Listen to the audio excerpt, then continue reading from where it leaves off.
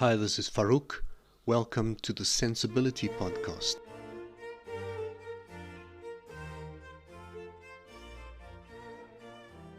This is episode 6, a discussion with myself and Nazly, who lives in Toronto.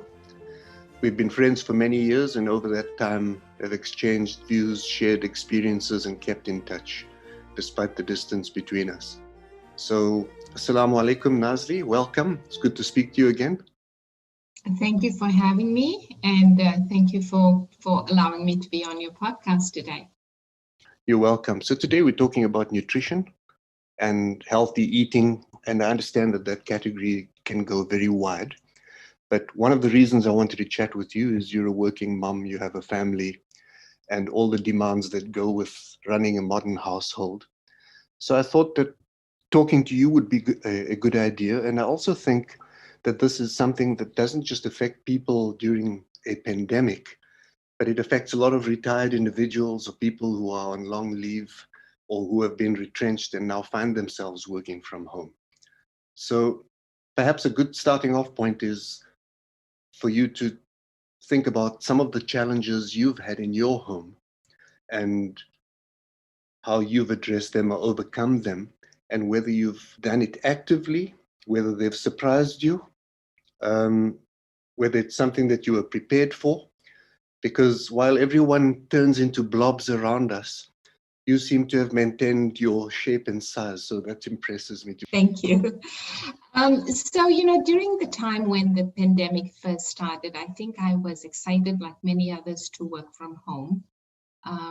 But with that came a sense of isolation, a sense of loneliness where, I could not reach out to friends or family and sit down and, have a quick coffee or a quick bite at a restaurant at lunchtimes. And so what I then tended to do was go back into my comfort space and spend a lot of time in the kitchen. Okay. So I was beginning to cook a lot of comfort foods of my childhood, foods that was creating a lot of nostalgia that I think I needed to get me through this isolation process. But with that came food that was high calories, high calorie intake. I was baking a lot of bread. In fact, flour and yeast at the supermarkets here was sold out for many weeks, just because I think many people were gravitating to the same thing. That quickly led into me, feeling a little bit sluggish with my nutrition, and I was not used to that because gyms were closed. We could only walk around the block in our homes and go to the supermarket for food and then head back home. And in fact, we in North America, or in Toronto, in where I live, we've just went back a step again yesterday, where they've really quarantined and physically distanced us even further because cases are going up. Okay, I wasn't aware of that. Yeah, so, this sense of isolation, working from home has become the new norm for us. And I think this is going to continue for a while. But, after quickly realizing that comfort foods are not, was not going to help me in the long term, I needed to get my mojo back on like I was used to. I was used to, going to the gym, being more active, and finding home, I was not very active. So I had to really recreate the structure of the mind, of restructuring my day. So I was, creating really bookends to my full day. So, the time I was spending commuting, either in the morning or the afternoon, I restructured that into me time. So that 1 hour where I was commuting, I now find myself either going for a walk, listening to some easy music, having either coffee on my patio in the morning before I start, or going to the gym. Okay. So that is, other than my family, other than work, that is my time that I've compartmentalized for me. Okay. Sorry, go ahead. And did you have an office, a home office to begin with, or did you need to set up I something? I had to set up something, and fortunately, we have a bedroom that I reconverted into an office space, where I am not, where I go in and I created my um, virtual office without the brick and mortars of a physical office, of going into a physical office. Okay, so So I'm guessing that you don't recommend we set up an office in the kitchen. Definitely not, because I'm Okay. one of those people that if I set up an office in the kitchen, I am one to be prone to going to look at what's in the fridge and what's in the pantry. Yeah, and so this is where I've tried. I used to, in my previous world, when I was commuting to the office, I used to have breakfast on the way to work. So, Okay. in my 1 hour commute, I was doing coffee and I was either grabbing a bite of sandwich or whatever it was on my way. But I've stopped that because the kitchen is a few meters away. I am just eating my breakfast before I head up to the office. I obviously will have water or coffee at my desk in the morning, but food is, my time away from my station. Okay. Um, and I think that structure has worked for me because I am not mindlessly eating now. I know that that's my breakfast. That's it, and I go back to up to my office and I start my day. So there's a bit of planning involved in when you There's a eat. bit of planning involved. So, I make sure I stock up with my groceries and nutritional food on a weekly basis. So I make sure I keep either, my breakfast of choice is blueberries in the morning. So I'll have blueberries and yogurt. And so I make sure that I've always got healthy foods on hand so Okay. that I'm not going to look at, something that's not healthy for me to quickly grab for breakfast, like a bagel or a cream cheese or whatever. Um, to keep me mindful of my eating. Okay. So in your new environment where you're working from home, how do you plan your meals for the day, factoring in that maybe in the past you used to have dinner together with the family? How do you combine those two? So interestingly, you ask, because what I do on the weekends now, I'm a big soup eater. So I prepare a batch of different types of soups and I put them into one portion containers and freeze them. Hmm. So for lunch, I can easily grab a portion of soup from the freezer, warm it up, and have that Right. with a salad or something. So I'm not spending a lot of time, cooking or doing things at lunchtimes. And again, that's time for me to go for a walk or do something different with myself, working in the garden or, doing something differently. And then for dinner, again, the time that I was commuting after work, I now have time to create food for Oh, me. I'm sure the And family are again, very happy about that. yeah, so my family is really happy. We, and that's our family time where we spend together and we tend to do things, uh, you know, together as a family, cooking and eating together as a family. And nobody's rushing out anymore because, frankly, we have nowhere to go anymore. So we've Okay. got to stay at home. Right. And has it altered your shopping? I know you mentioned earlier that some of the stock had run out in supermarkets, but do you find yourself shopping more or less frequently? And I are you buying the shop same things? No, I'm shopping more frequently because what I'm finding is I'm buying more items that are replenishable. So Okay. meaning I'm shopping on the perimeter of the shopping, the aisles. So where your meats and your fishes and your fresh fruit and vegetables are. So so that is where I'm finding I'm going in weekly to do those shopping, and I'm only keeping those things on hand at home.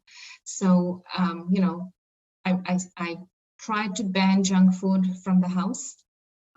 It was easily said than done in the beginning, but I think over the last few months, by chipping away off and not buying the junk food, I think we've come to a realization that we really don't need it. If we do need to have a bag of potato chips or a chocolate, we head out, have a small bag or bring a small bag in, and we're done. And that satisfies our needs.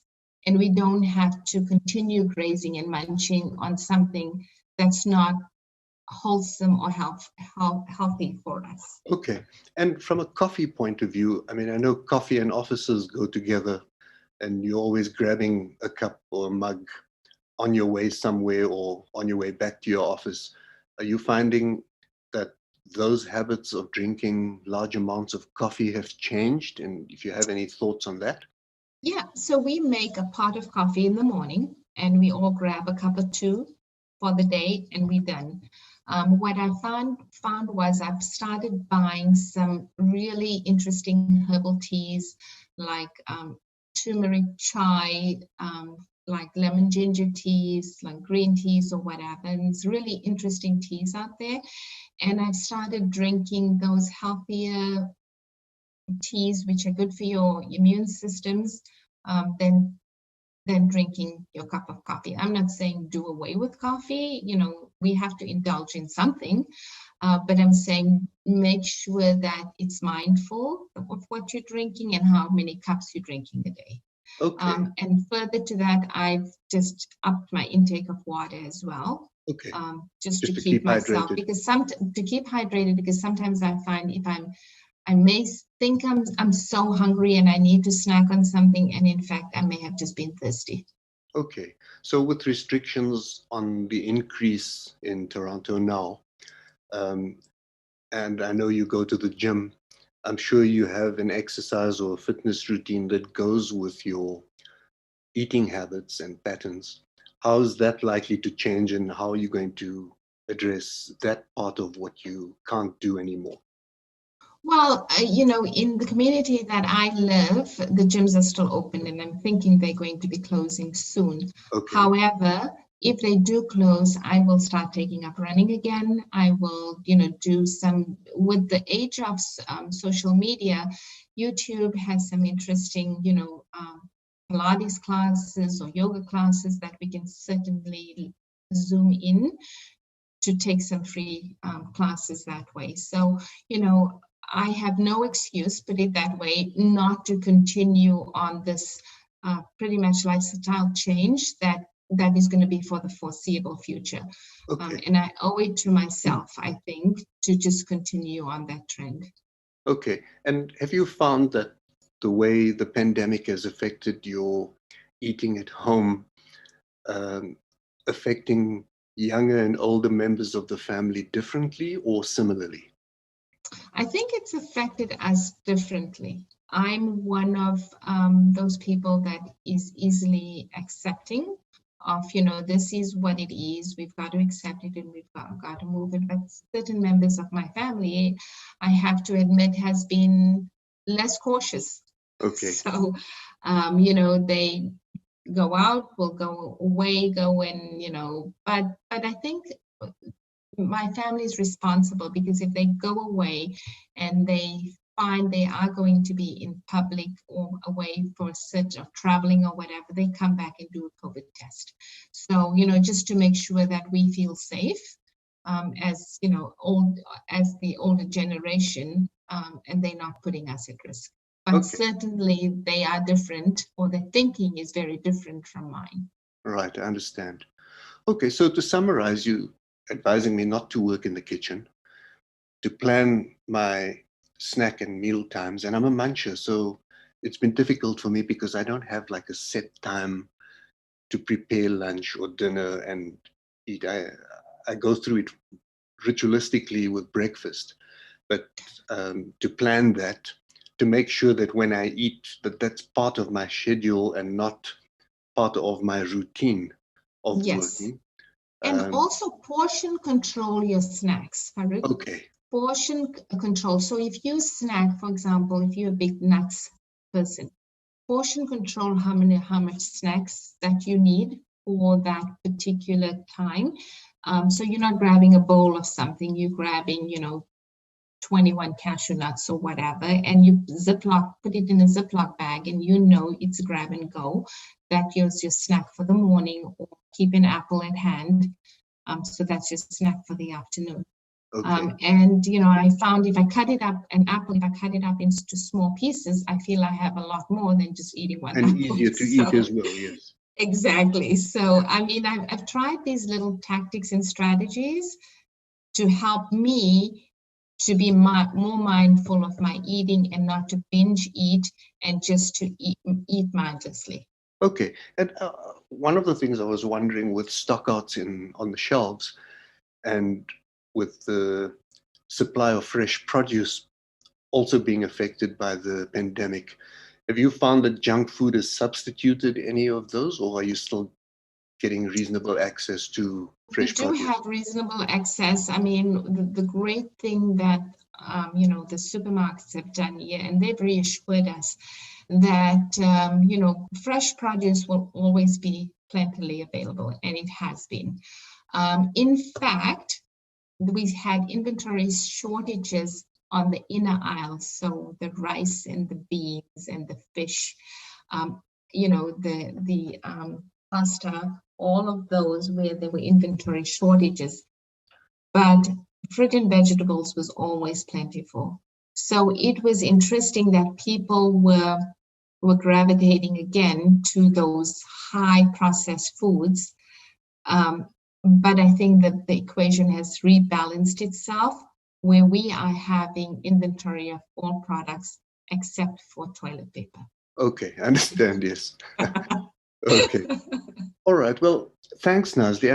I'd like you to maybe just summarize in a few points what people can take away from this listening. And just if there's a point or two or a thought or suggestion you'd like to share, I think that would be great. Yeah, thank you. For me, it's just creating a structure in your mind. So, you set out your day, plan your food, plan what you're eating.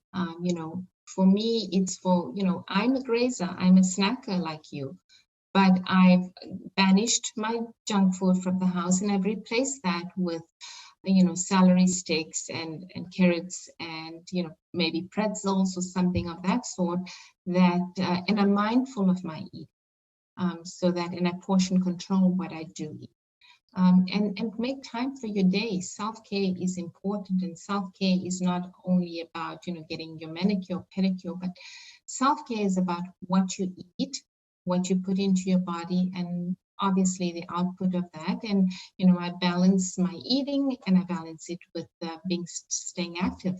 And so I'd encourage all your listeners to do the same. Okay, a final thought from my side. I had a discussion with my daughter Rosina a few days ago, and one of the things that she remarked on was that the office environments today tend to be a lot more stressful than they were before the onset of COVID 19, where you have a situation where there are either fewer people or the same people working fewer hours, yet companies are expecting the same output or productivity from their employees. Is there anything from a dietary or home perspective that you can maybe think of to add to that point, just to help them cope better?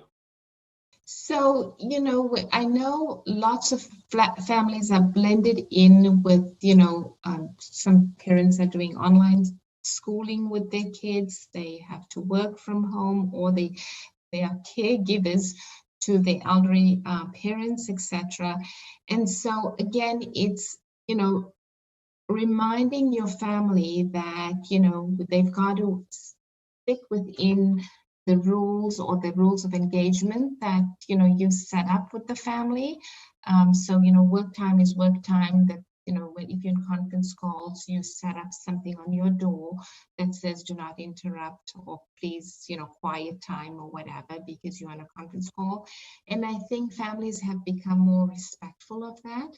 And I understand Rosina's point. I hear her, because many companies with layoffs, many companies where parents have children, they are given a little bit more leeway than people without kids, because kids are taking more of their time, and people are feeling that they are having added to the burden. For me, it's just having a discussion with your manager, letting them know how you feel. Because if you're working for a good company, your company wants to create a positive culture for you to work at home. You never want to create, as a company, burnout or stress for an employee. And so by listening, I think if your company culture is a great company culture, by listening, you can make changes within your life, but you in control of your environment. And a great note to end our discussion. Thanks, Nazly. This has been most useful. And my best wishes to you and your family over Thanksgiving. I hope that you too are able to take away some of what we discussed and apply it in your home. Until next time, take care of yourself, and if you can, someone else too.